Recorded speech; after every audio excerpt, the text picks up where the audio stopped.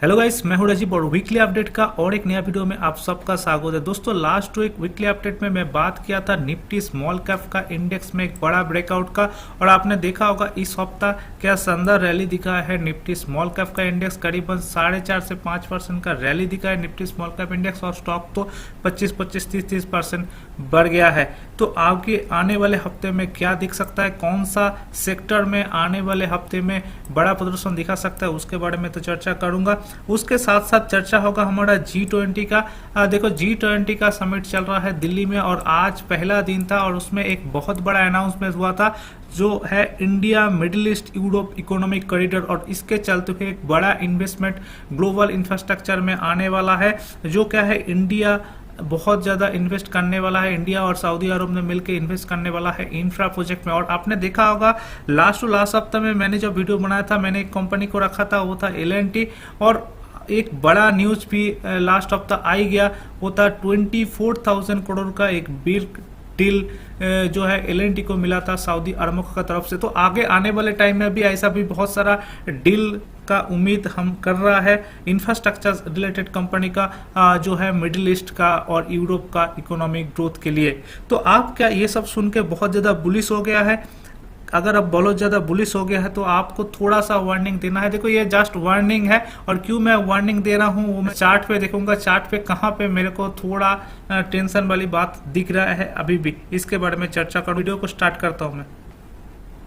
पहला जो चार्ट हम लोग देखता है हर वीकली अपडेट में, वो है डॉलर इंडेक्स का चार्ट। और डॉलर इंडेक्स देखो एक ही तरफ से ऊपर का साइड अभी भी रुक लेके बैठा है। डॉलर इंडेक्स का अगर आप चार्ट देखोगे तो डॉलर इंडेक्स में कुछ परिवर्तन नहीं दिखा है। देखो, डॉलर इंडेक्स का चार्ट का अच्छा चाल अभी देखो, ऊपर का जो एक रेजिस्टेंस जोन है 105 का फिर से आ गया, मतलब डॉलर अभी भी स्ट्रेंथन दिखा रहा है। तो डॉलर जब भी स्ट्रेंथन दिखाता है तो एक कभी भी अच्छा संकेत नहीं होता है इक्विटी मार्केट के लिए, ये ध्यान देना।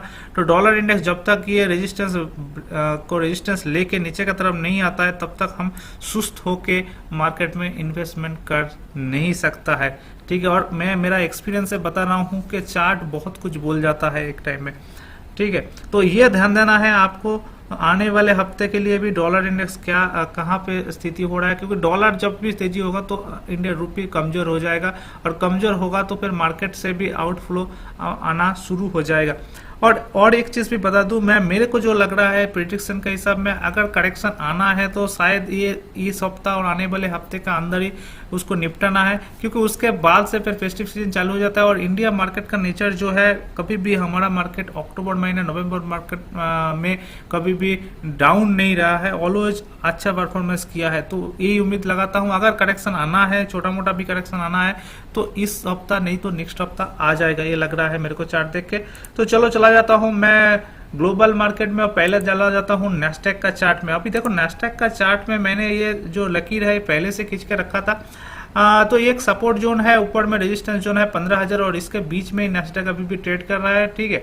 तो ठीक ठाक स्थिति है, मतलब आप इन्वेस्टेड रहो, लेकिन बहुत ज़्यादा ऐसा नहीं है कि अनाप शनाप का स्टॉक लेके उसमें बहुत बड़ा क्वांटिटी बढ़ा दो, ठीक है। आप अगर इन्वेस्टेड करके रखे हो कुछ अच्छा वाला फंडामेंटल वाला स्टॉक, तो उसमें इन्वेस्टेड रहो और पेशेंटली वॉच करते रहो आपका पोर्टफोलियो, बस यही बोलना था। डाउ जोन्स का चार्ट देखो, डाउ जोन्स का स्थिति भी ठीक है, चार्ट अभी भी खराब नहीं हुआ, डाउ जोन्स का स्थिति बिल्कुल ठीक है।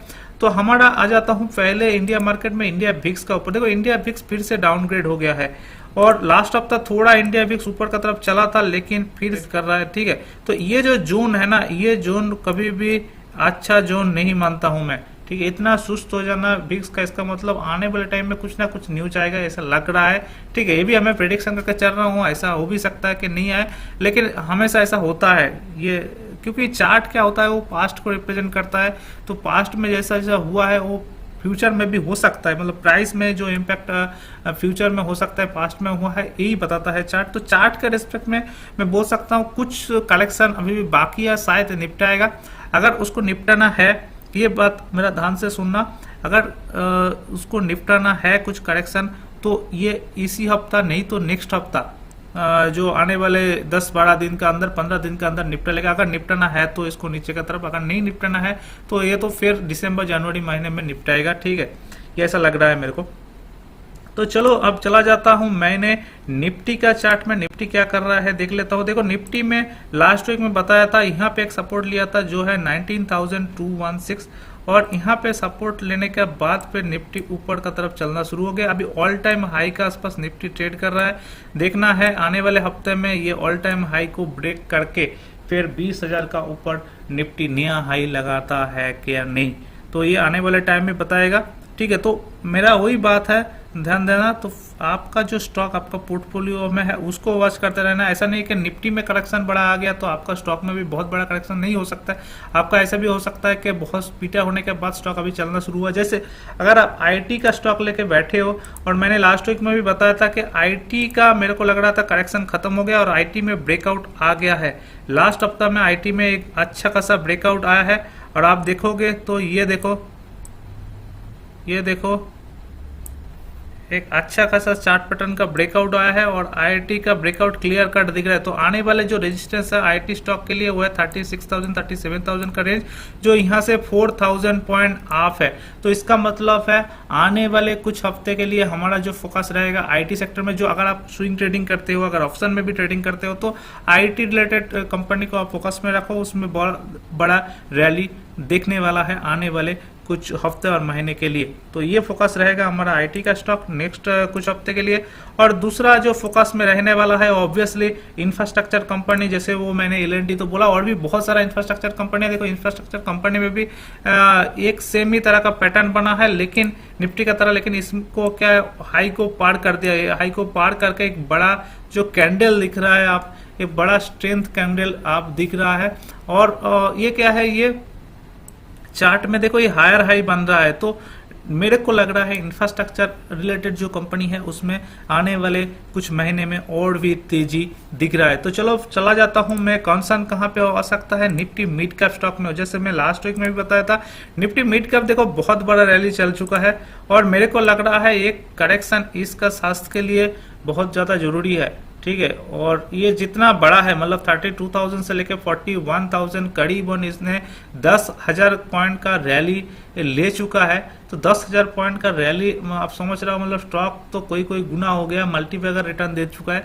तो अभी यहाँ से मेरे को लग रहा है आने वाले कुछ महीने में, कुछ हफ्ते में निफ्टी मिड कैप में करेक्शन आ सकता है, बिल्कुल लग रहा है, चार्ट ऐसे ही बोल रहा है। और लेता हूं जो सेक्टर है Nifty pharma sector. Nifty pharma sector में भी देखो एक अच्छा खासा ब्रेकआउट हुआ है। ब्रेकआउट के बाद निफ्टी फार्मा चलना शुरू हो गया। अभी ये जो पुराना रेजिस्टेंस लेवल है 15,328, उसके बाद क्योंकि ये देखो ये एक बार ब्रेकआउट दिया, अच्छा चीज फार्मा स्टॉक में क्या है, ये देखो ब्रेकआउट दिया, उसके बाद फिर से ये जो लेवल है पुराना जो रेजिस्टेंस है उसको सपोर्ट लेके फिर ऊपर का तरफ जाना शुरू हुआ। मतलब यहाँ पे सपोर्ट लिया तो ये जो लेवल है 15,000 का लेवल ये बन गया इसका स्ट्रॉन्ग सपोर्ट पॉइंट, फिर ऊपर का तरफ चलना शुरू हो गया। तो हमारा आने वाले हफ्ते के लिए फोकस होगा निफ्टी फार्मा का सेक्टर और निफ्टी आईटी सेक्टर और निफ्टी स्मॉल कैप तो ऑलरेडी चल रहा है। ठीक है, निफ्टी मिड कैप में थोड़ा कॉशस होने का है। निफ्टी बैंक निफ्टी का थोड़ा देख लेता हूँ इस वक्त। बैंक निफ्टी भी ठीक ठाक है। ठीक है, जैसे कि बैंक निफ्टी बहुत ज्यादा परफॉर्मेंस नहीं किया, वो भी सेम स्थिति है। ऊपर में रेजिस्टेंस को ब्रेक करने के बाद ऊपर गया, फिर नीचे से रिटेस्ट करके फिर नीचे से चलना शुरू हुआ है। ठीक है, बैंक निफ्टी थोड़ा कमजोर है निफ्टी से, लेकिन बैंक निफ्टी की स्थिति भी ठीक ठाक है, मतलब ओवर बैंक जोन में नहीं चला गया। अभी ओवर बैंक जोन में जो चला गया वो है निफ्टी मिड कैप। ठीक है, तो ये टोटली सेक्टर वाइज व्यू है। तो वीडियो कैसा लगा ये बताना। वीडियो अच्छा लगा तो वीडियो को लाइक करो, दोस्तों के साथ शेयर करो, और चैनल को अभी तक नहीं सब्सक्राइब किया तो बेल आइकन दबा के चैनल को सब्सक्राइब कर लो। चलो दोस्तों चलता हूँ, गुड बाय, जय हिंद, बाय बाय।